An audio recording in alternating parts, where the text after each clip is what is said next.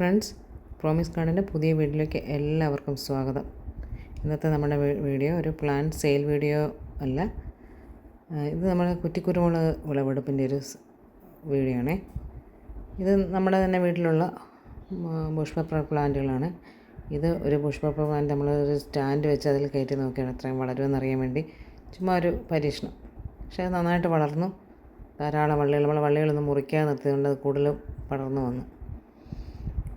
ഉണ്ടല്ലേ, നിറച്ച് കായകളായിരുന്നു. അപ്പോൾ നമ്മൾ ഈ കായകൾ വിളയുന്നതനുസരിച്ച് പറിച്ച് മാറ്റിയില്ലെങ്കിൽ പുതിയ തിരികൾ വളരാനായിട്ട് താമസമാണ്. ഇതിൽ ഓൾ സീസണാണ്. നമ്മൾ മറ്റ് മരങ്ങളിൽ കയറല കാലുകളിൽ കയറ്റി വിടുന്ന കയറുതല പോലെയല്ല. ബുഷ് പേപ്പറിൽ എപ്പോഴും കുരുമുളകാണ്. ഓൾ സീസൺ പ്ലാന്റാണ് ബുഷ് പേപ്പർ. അതാണ് അതിൻ്റെ അഡ്വാൻറ്റേജ് അല്ലേ. ഇത് ഹൈ റേഞ്ച് വിഭാഗത്തിൽപ്പെട്ട പ്ലാന്റുകളാണ്. ധാരാളം കായ്ക്കുന്ന നല്ല നീളമുള്ള തിരികളും ആണ്. നിറയെ കായ്ക്കും. നമ്മുടെ വീട്ടിൽ ഒരു 4-5 പ്ലാന്റുകളുണ്ടെങ്കിൽ നമ്മുടെ വീട്ടിലേക്ക് ആവശ്യമായ കുരുമുളക് ലഭിക്കുന്നതായിരിക്കും. കാര്യം ഇത് ഒരു പ്രാവശ്യം എടുത്തു കഴിഞ്ഞാൽ ഉടൻ തന്നെ അടുത്ത പിന്നെയും തിരികൾ വരികയല്ലേ. അപ്പോൾ ഒരു വർഷത്തിൽ നമുക്ക് ആവശ്യമുള്ള കുരുമുളക് ഇങ്ങനെ ലഭിക്കും. നമ്മളിത് ഉണങ്ങി സൂക്ഷിച്ച് വെച്ചിരുന്നാൽ നമുക്ക് ഉപയോഗിക്കാൻ പറ്റും. അതല്ല ഇനി പച്ചക്കുരുമുളകായിട്ടാണ് നമുക്ക് വേണ്ടതെന്നില്ല, അങ്ങനെയും പറ്റും. കണ്ടില്ലേ, ഇത് വലിയ ഒരു 14 പോട്ടിലുള്ളൊരു ഗ്രാഫ്റ്റഡ് പ്ലാന്റാണ്. നിറച്ച് നിങ്ങൾക്കത് കാണാൻ പറ്റുന്നുണ്ടോ?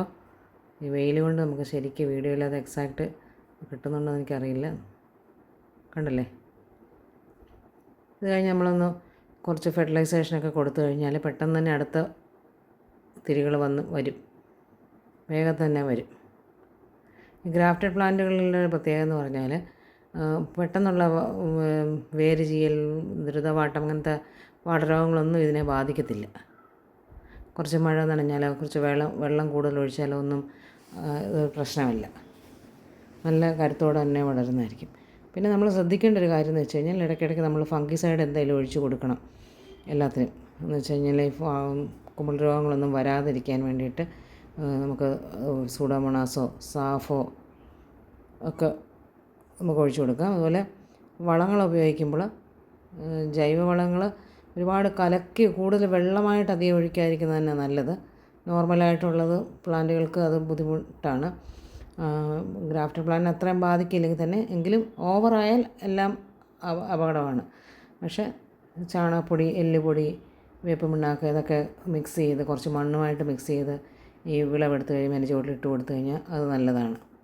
അതുപോലെ നമ്മൾ ഈ വേസ്റ്റൊക്കെ ഉണ്ട്, നമ്മൾ വീട്ടിലെ പച്ചക്കറി വേസ്റ്റ് അങ്ങനത്തൊക്കെ ഡയറക്റ്റ് ഇട്ട് കൊടുക്കാതെ അതൊന്ന് കമ്പോസ്റ്റാക്കി ഇട്ട് കൊടുത്താൽ കുറച്ചുകൂടെ നല്ലതാണ്.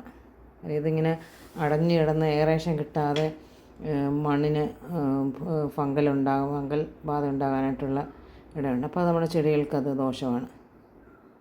കണ്ടില്ലേ, നമുക്ക് ഈ കുരുമുളക് ഉണക്കി നമുക്ക് ഒരു ഗ്ലാസിൻ്റെ കുപ്പിയിലൊക്കെ സൂക്ഷിച്ച് വയ്ക്കുകയാണെങ്കിൽ, ഞാനതൊരു ടിപ്പാണ് നിങ്ങൾക്ക് പറഞ്ഞു തരുന്നത് കേട്ടോ. ഗ്ലാസ് ഭരണികളിലെ ഗ്ലാസിൻ്റെ കുപ്പികളിലൊക്കെ നമ്മൾ സൂക്ഷിച്ച് വെച്ച് കഴിഞ്ഞാൽ ഏറെ നാൾ കേടുകൂടാതിരിക്കും. 1 വർഷം 2 വർഷം ഇരുന്നാലും ഒരു കുഴപ്പം വരത്തില്ല. നമ്മളൊക്കെ അങ്ങനെയാണ് ചെയ്യുന്നത്. പിന്നെ നമുക്കിവിടെ മരങ്ങളിലൊക്കെ കയറ്റിയിരുന്നുണ്ട്. നമുക്ക് ബ്ലാക്ക് പെപ്പർ, കുടംപുളിയൊക്കെ നമുക്ക് സെയിലുണ്ട്. നമ്മൾ അത് ഓൾ ഇന്ത്യ ഡെലിവറി അവൈലബിളാണ്. വെൽ പാക്ഡായിട്ട് നമുക്കത് നിങ്ങളുടെ കൈകളിൽ സേഫായിട്ട് എത്തിച്ചേരാൻ പറ്റും. ഹൈജീനിക്കലി പ്രിപ്പയർഡായിട്ടുള്ള നല്ല ഫ്രഷായിട്ടുള്ള ബ്ലാക്ക് പെപ്പറും കുടംപുളിയൊക്കെ നമുക്ക് വിൽക്കാനുണ്ട്.